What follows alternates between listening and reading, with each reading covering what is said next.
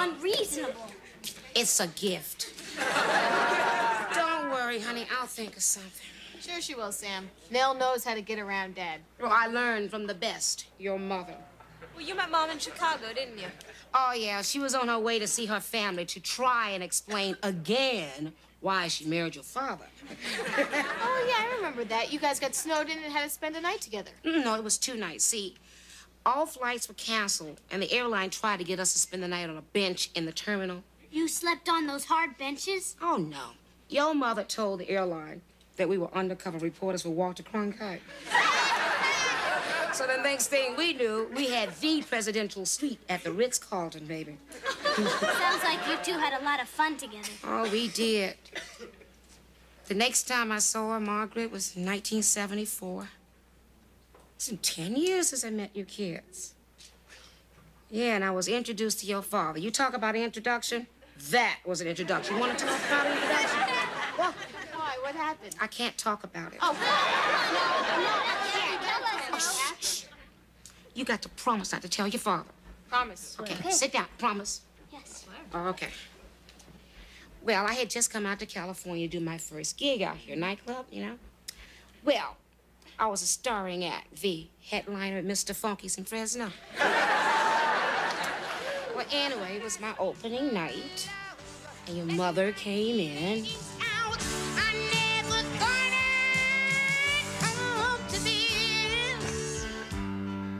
What's it all about? Yet, if he said he loved me, I'd be lost, I'd be frightened, I couldn't cope, just couldn't cope. I'd turn my head, I'd back away, I wouldn't want to know. He scares me so, I want him so, I love him so, yeah, I love him so.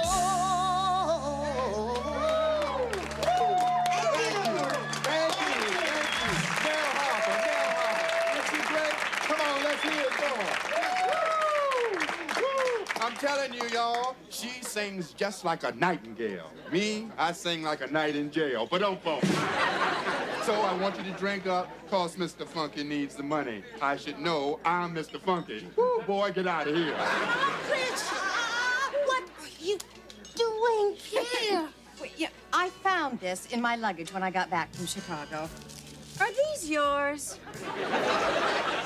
Margaret, I don't wear purple pantyhose. Liar. I've been looking for these for over a year, girl. Sit down, sit down. What are you doing here in town? I read about your opening tonight, and my home in Glen Lawn's only an hour away, so here I am. Well, how do you like California so far? Well, the weather is terrific, but these people are weird. Your governor is Ronald Reagan? Is your husband Carl with you? Oh, no, he's a cop. He's working the night shift. Oh, by the way, he's a lieutenant now. That's wonderful.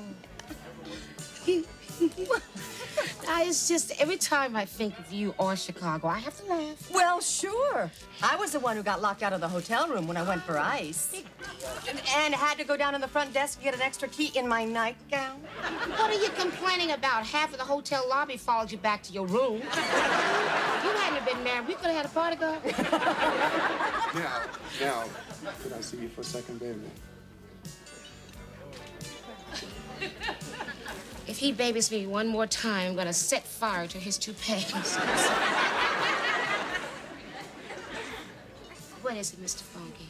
Look, dump that dame. I got the cold duck. We'll go to my room. Look, I don't want cold duck or hot coming, okay? Hey, you want to keep your job? I'm the boss, and when I say go, so. Okay. Well, say Nell, because I'm gone. Huh? Come on. Let's get out of here. I just quit my job. What? That Mr. Funky wants me to do 3 shows a night, 2 up there on stage and 1 in his room. Well, what are you gonna do now? Hey, no problem. I have $80. I just go back to Alabama and wait for my next gig. Wait a second. Better idea.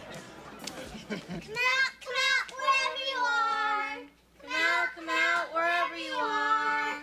Come out, wherever you are. Okay, gang, front and center. Hi. Kids, I want you to meet my friend Nell. Hi. Nell, this is Katie, my 8-year-old. Hi. And this is Julie, my 6-year-old. I'm gonna be 7.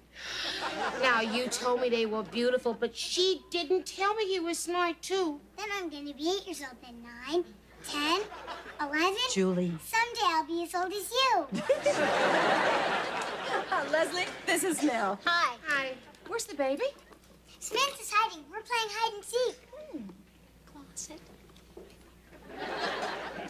I wonder where Samantha could be.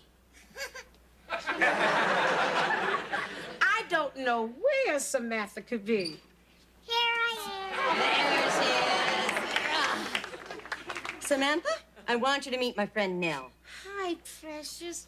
Oh, aren't you a little darling? I found a dead moth. Oh, a dead moth. Thank you, honey. Mommy and I haven't had dinner yet. Would you like white meat or dog meat, dear? I'll take a wing. Yeah. I'll be leaving, Mrs. Kaniski. Oh, okay, Leslie, here you go. Thank you and good night. Thanks, Mrs. K. Okay, girls, time for bed. Run upstairs. Say good night to Aunt Nell. I'll be down in a minute, Nell, as soon as I tuck him in. I'll get fed, okay? Coming! You're not Mrs. Kaniski. Where is she? She's upstairs. She'll be right down, but you come right on in. I'm Bickford from across the street. This whole neighborhood is going to hell in a handbasket. Well, I wasn't thinking of buying a house. Mr. Bickford, I see you've met Nell. Margaret, you keep your daughter Julie away from my little grandson. I just happened to go down to my basement, and there they were standing there in the buff, stark naked. Well, since they're both 6 years old, I can understand why you're upset. In the buff, you say? Yes. Do you think this is funny? No. Well, I don't think your husband will think this is funny. He's a cop. He would have thrown the book at him. What a nice, sweet, dirty old man. Let's go over to his basement and take our clothes off. Come on, I'll show you to your room. Okay. You'll be sleeping in my room tonight. This is your... Oh, Margaret, no, I can't take your room. Oh, no, really. There's a movie I want to see on the Late Show, and then afterwards I'll just crank into the guest bedroom downstairs. No, Margaret, please, I can't let you do this. Really, it's more convenient for me. When Carl works all night, I do this all the time. Are you sure? Yes. And by the way, I am so happy that you came here.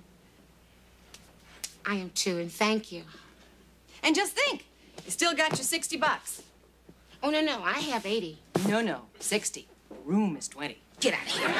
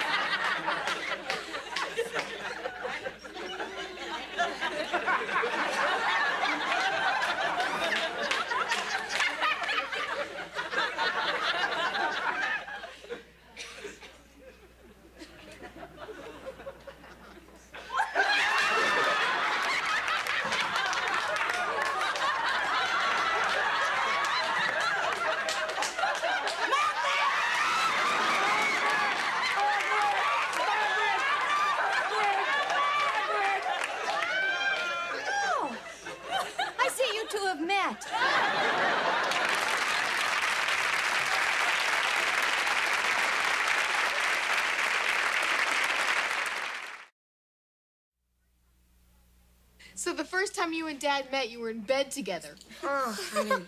Do you know how terrifying it is to wake up in the middle of the night and find yourself butt to butt with a cop?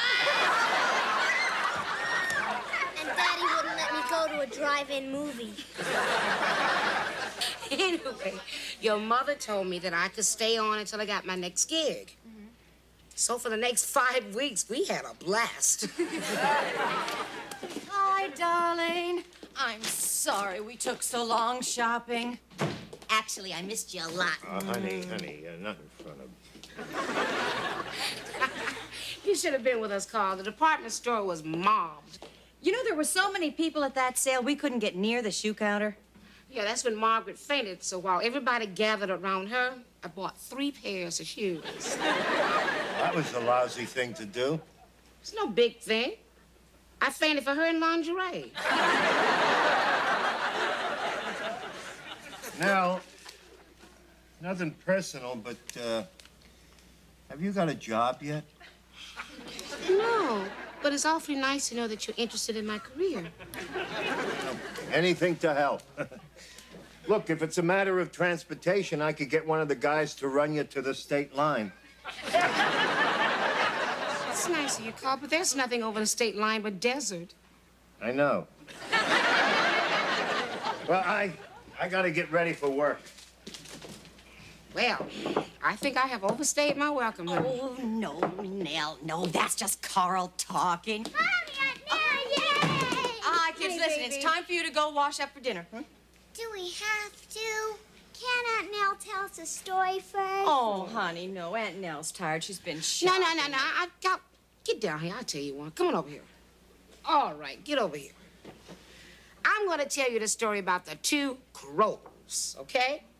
Once upon a time, there were 2 crows. There was Katie Crow and Julie Crow. Well, Katie Crow and Julie Crow didn't see the wolf, Mr. Funky, sneaking up on them because he was dressed in sheep's clothing. He even had a sheep's toupee. Uh-huh. Well, just as he was about to grab Katie Crow and Julie Crow, Mama Crow came flying out of the cornfield on her broom. Her broom? Her broom. This is my story. Anyway, Mama Crow told Mr. Funky the Wolf, you can't have Crowburger because you didn't wash your hands. Nell, I hope there's a moral to this story. There is. Listen, girls. If you're going to have dinner with the wolf in a toupee, make sure he washes his hands. You understand? You got it? You see that, girls? Okay. Now go upstairs, get your sister, and wash your hands. That's what upstairs is the Crowburger. You know, maybe you have overstayed your welcome. The girls hate you. Oh.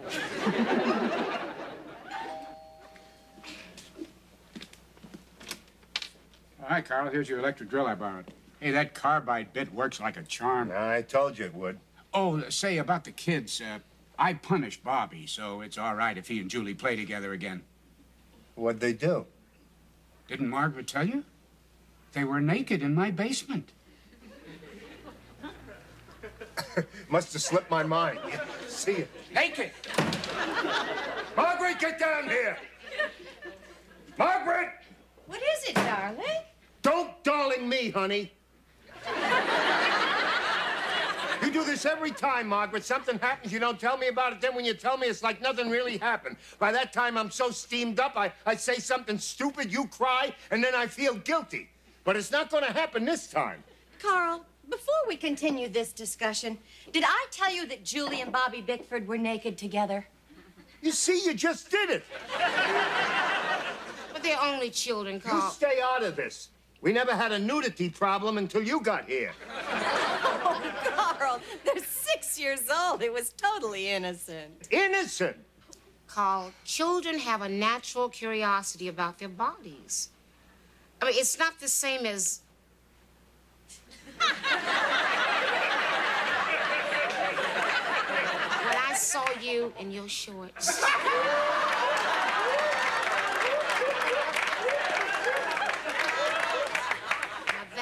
Was the opposite of innocence. Opposite? Carl, the sight of you in your underwear stirred feelings in me that I didn't even know existed.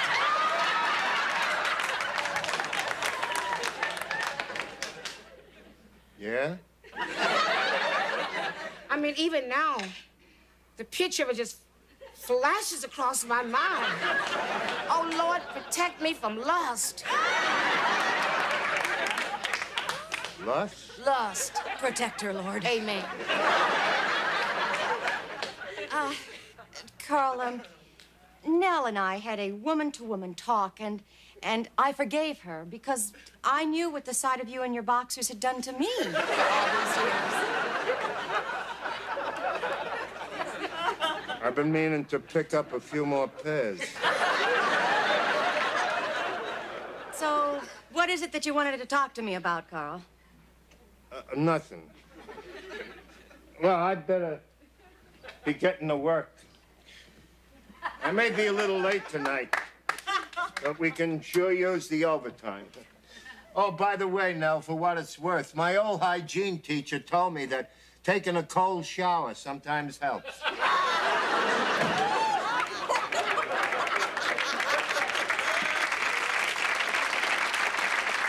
You are evil. Oh. Hello? Yes, she is. It's for you. Bakersfield. Bakersfield, hope it's a job.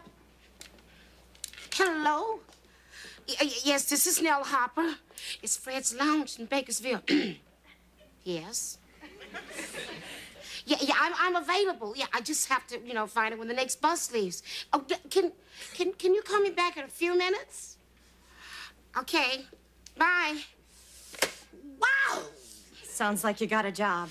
Well, it's not the greatest job in the world, but it's a start. I mean, so what if I live in a rooming house or eat in some crummy diner? Oh, I'm so excited. I just gotta find out what time the next bus leaves. Too soon. Say what, babe? Margaret, I want you to come and see me in about 3 weeks when I really get my act back into shape, okay? Well, I'll try. Can't promise.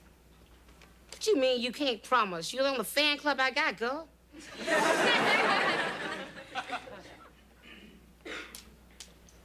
I'm dying now. Yeah.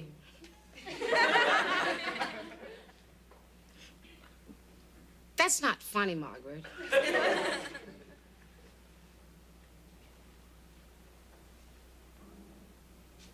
Margaret?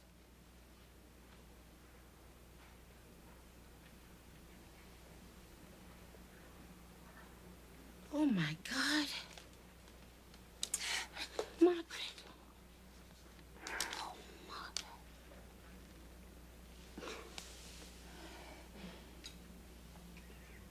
Does anyone else know? No. And I don't want Carl to know until he has to. Margaret. No, come on, Harper. No, I've lived with this for 4 months, and I will be damned if I will go out crying. All right. Okay. Besides, I mean, it's not like we're not ever going to see each other again. You're not going to live forever either.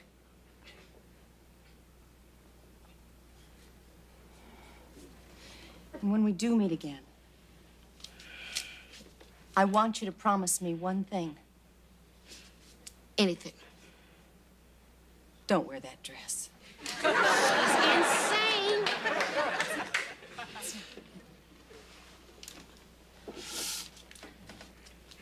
Now, I want you to raise my girls.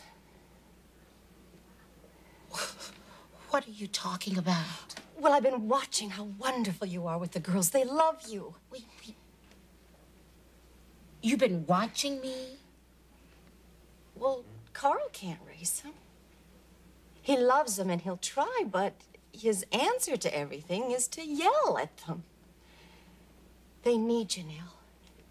And the minute that you walked into this house, I knew that you were the answer to my prayers.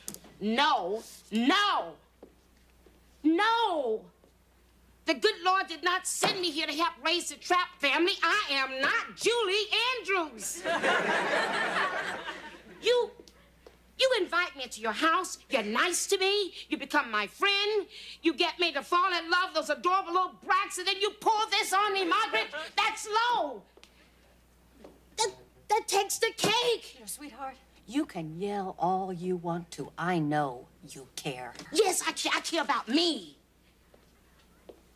I got a life to live. I don't have time to be wiping noses here in Glen Lawn. I got a future in Bakersfield.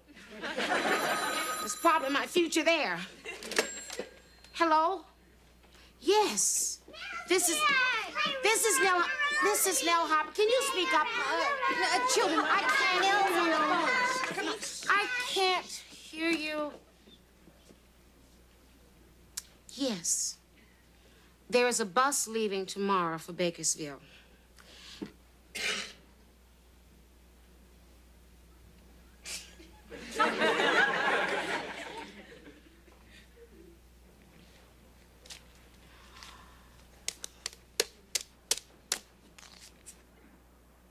But, listen, I won't be on it. I got some noses to wipe, okay? Bye-bye.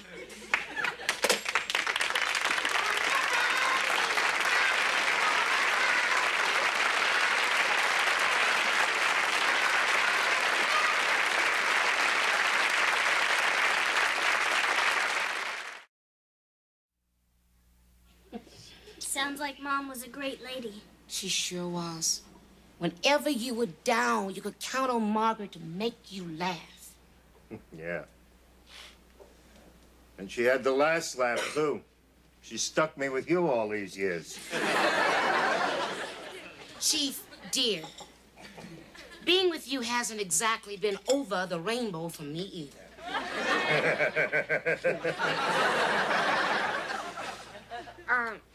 What about Samantha going to the drive-in movie? Absolutely not. All right, I'll go with her, okay? All right, if you're going, I guess... All right, you can go. Hooray. I don't think Martin's gonna be too thrilled about having a chaperone along. That's why I'm calling James. We're going in separate cars.